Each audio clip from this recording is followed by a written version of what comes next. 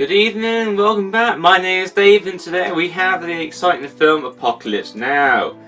This is a huge blockbuster of a film. I'm sure a lot of you would have heard about this one, and if you haven't, I can't say I blame you because maybe you're not into this sort of film, but Apocalypse Now is an extraordinary film. There's a different sort of twist on it than what you would usually find in on films.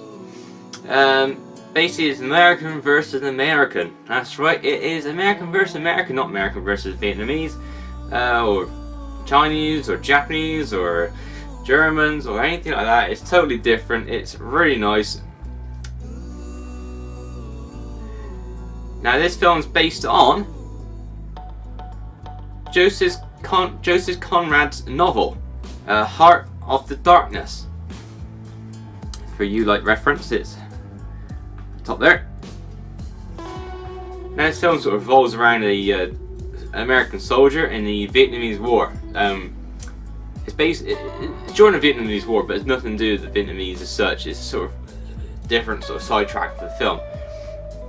Now, this American soldier, he must travel up this river to a location to assassinate or just kill or just terminate this other American soldier who's gone a bit on the rogue side. This American soldier, who's Colonel Kurtz, he has built himself a little miniature army and a little fortress up in the Vietnamese land, surrounded by sort of barricades and little trenches and spikes and little tribes that were a local tribe who want to try and eliminate the other Americans for some reason, but I don't understand why they would take Colonel Kurtz to be one of the leaders for it. It doesn't quite make sense where they had their own leader, but it makes it for a dramatic film and it makes for a nice change. It's quite fresh, it's quite different, it's quite nice in certain ways, but also it's very confusing as well. Why they would choose an American to be the leader for when they had their own. Captain Willard, he's an American soldier. He obviously, as I said before, he travels up the river to the Vietnamese area where the tribe's kept and where Colonel Kurtz is kept, and he must try and assassinate him, but it's not without danger. And along the way, he gets in a few firefights and a few ambushes, and try and not let people know he's on his way. If the enemy knows he's turning up on the doorstep, then they make sure they send a welcoming party to try and hunt him down and try and get rid of him as well. Of course, there's a few soldiers that go with him as well. Seem to have different mindsets about what's actually happening and where they're going to go and what they're going to do when they get there. But they got an idea, but it's not in full force, as it were, full swing, which makes it more difficult for them. And yeah, much as I like this film, I don't know if it's be one of those sort of films that everyone could kind of watch. It's very I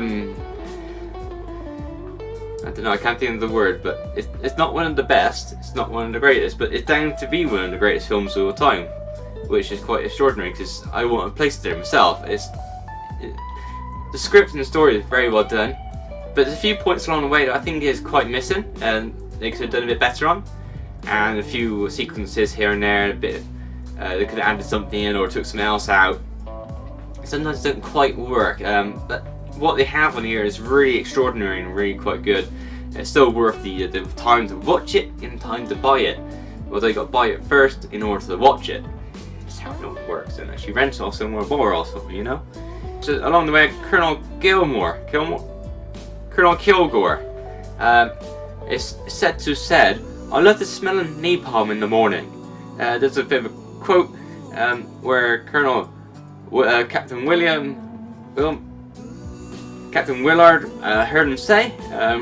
Whether or not it's true, it seems to have gone down into infamy, and it seems to have stuck quite a few people, and it seems to be the way we are these days. We seem to hear something and go by it as what the word at the cow's mouth or something, where horse's mouth or wherever it is the term we use.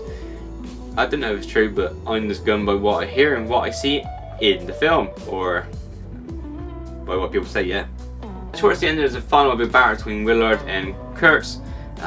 Really quite grimy, quite dramatic, quite explosive sort of gunfight. Really good hand-to-hand combat.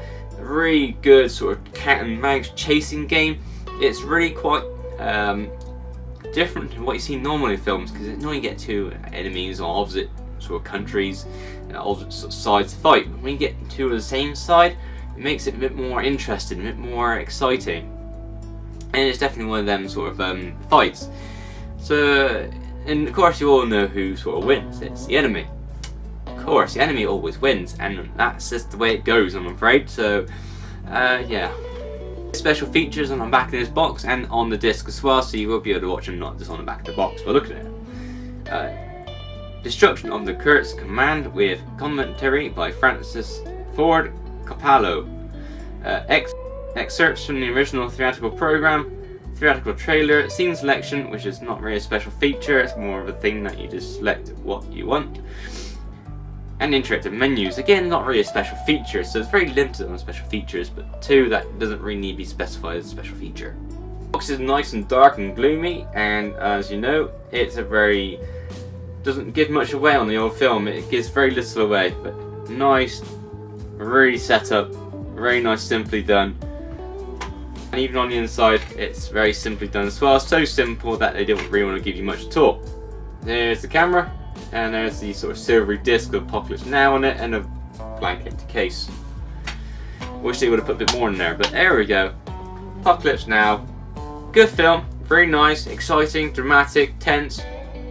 Could be a bit better in some ways I think, but there we go. That's just my opinion, and I'm just trying to review it as I see it. So, thank you very much for watching, and I'll see you next time.